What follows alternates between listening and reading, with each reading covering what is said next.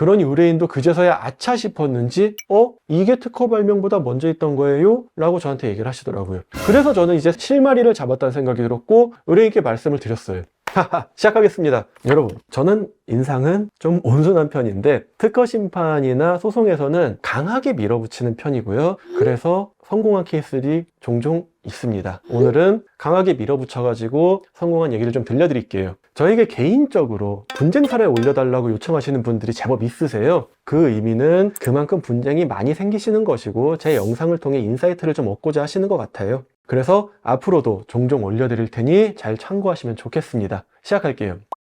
사안 먼저 설명을 좀 드릴게요. 저희 의뢰인은 기계 제품의 생산 및 판매자였어요. 근데 어느 날 갑자기 이제 내용 증명을 받으신 거예요. 그래서 내용을 살펴보니 뻔하죠. 당신이 우리 특허권을 침해했으니 쓰지 말아라고 한 거예요. 그래서 의뢰인이 찾아왔고 이제 관련 자료를 보니 상대방의 특허권이 맞긴 했고 의뢰인의 제품하고 매우 유사한 것도 사실이었어요. 그래서 처음에는 이제 의뢰인한테 이거 답 없을 것 같은데요 라고 하던 찰나에 재밌는 걸 발견했습니다. 자, 중간 생략하고 결국 상대방의 특허권 날려버릴 수 있었고 의뢰인은 계속 사용할 수 있었습니다. 이제 그 얘기를 드릴게요. 여러분, 특허권을 갖추기 위한 가장 대표적인 조건이 신규성, 진보성 둘 중에 하나가 있어야 돼요. 신규성은 세상에 없던 것이어야 한다는 거고 진보성은 기존의 발명보다 더 나은 것이어야 한다는 것이에요. 개념은 참 쉽죠. 근데 가만 생각해 보세요. 세상에 전혀 없던 것을 처음으로 출원한다는 게 과연 가능하긴 할까요? 불가능한 건 아니겠지만 현실적으로 엄청 자본이 빵빵한 대기업이나 정말 전 세계에 몇 안 되는 천재가 기발한 아이디어로 만든 정도가 아니면 현실적으로 불가능할 거예요. 여러분 사용하시는 스마트폰이라는 것도 알고 보면 다 기존에 있던 기술의 집약체잖아요. 여하튼 그러다 보니 어떤 발명이 신규성이 인정되어서 등록받았다? 이건 진짜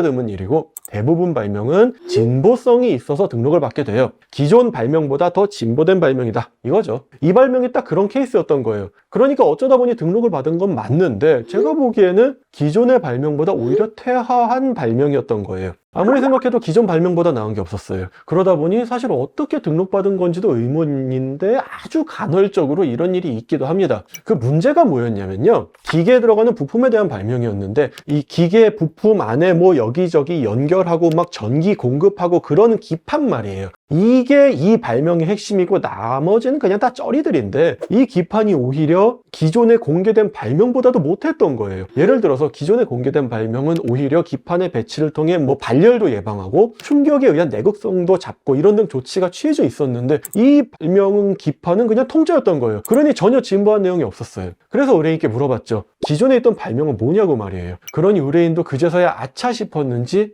이게 특허 발명보다 먼저 있던 거예요? 라고 저한테 얘기를 하시더라고요. 그래서 저는 이제 실마리를 잡았다는 생각이 들었고 의뢰인께 말씀을 드렸어요. 상대방 특허 발명은 기존의 발명보다 낫다는 판단 때문에 등록을 받은 것 같은데 제가 보기엔 오히려 퇴화한 발명 같네요. 이건 한번 들이받아볼 법한데 어떻게 하실래요? 그러자 의뢰인은 어차피 이대로 놔두면 못 쓰잖아요. 그럴 바엔 한번 들이받아보죠 라고 하셨어요. 그래서 저는 상대방의 특허에 대해 등록 무효 심판을 청구했습니다. 그러면서 주장을 했죠. 아니, 이 발명은 기존에 있던 거 짜집기 한 거 아니냐. 아니라고 하더라도 오히려 이 발명 출원 전에 공지된 발명보다 퇴화한 건데 이런 발명의 특허권을 인정하는 것이 말이 되냐? 이런 취지로 아주 강하게 어필을 했어요. 파워포인트 띄워놓고 물건 들고 가서 여기는 어쩌고 저기는 어쩌고 하면서 요목조목 따지고 지지고 볶고 했네요. 근데 사실 솔직하게 말씀드릴게요. 이런 일은 진짜 드물다 보니 저 개인적으로도 공지된 발명보다 퇴보한 발명이다 라는 주장을 해본 건 사실 처음이었어요. 왜일까요? 일단 이런 발명의 등록을 받은 것도 이상하지만 이 발명은 어쨌든 기존의 발명에 비해 진보했다는 것을 이유로 등록을 받았으니 그 반대로 아니야, 이 발명은 퇴보했어 라고 주장을 하는 게 쉬운 일이 아니거든요. 그리고 그렇게 주장하는 게 흔한 일도 아니고요.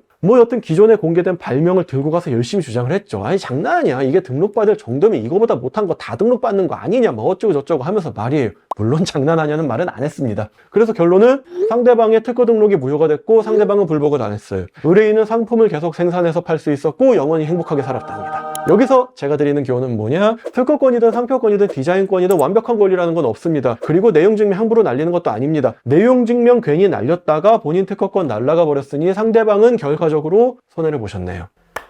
끝! 자, 오늘은 흔하지 않은 분쟁 사례를 말씀드렸어요. 사실 이런 식으로 강하게 들이받고 주장한다는 것이 저 같은 대리인으로서는 솔직히 좀 모험이기도 해요. 제 생각일 뿐이고 안 먹힐 수도 있으니까요. 그래도 최선을 다해서 들이받았고 결국 이기게 되어서 다행이라고 생각은 했어요. 의뢰인께 기쁨을 나눠드린 점도 아주 만족스러웠고요. 자, 오늘 이 영상이 여러분의 사업에 인사이트가 되길 바라며 다음 영상에서는 더욱 다양하고 재미있는 소재로 돌아오도록 하겠습니다. 감사합니다.